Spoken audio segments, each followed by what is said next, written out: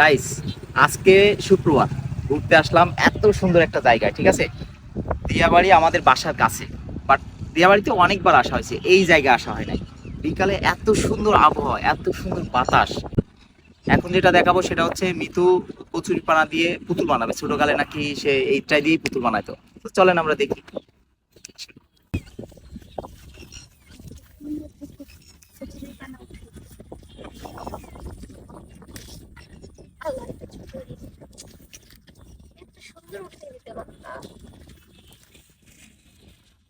একটা দিয়ে পুতুল হয়? হ্যাঁ, এই আচ্ছা, দেখো দেখি। কত সুন্দর করে বানাবো। হ্যাঁ। এই দেখো, হুম, দেখো হুম, আমরা এখন এটাতে চুল বানাবো। হ্যাঁ।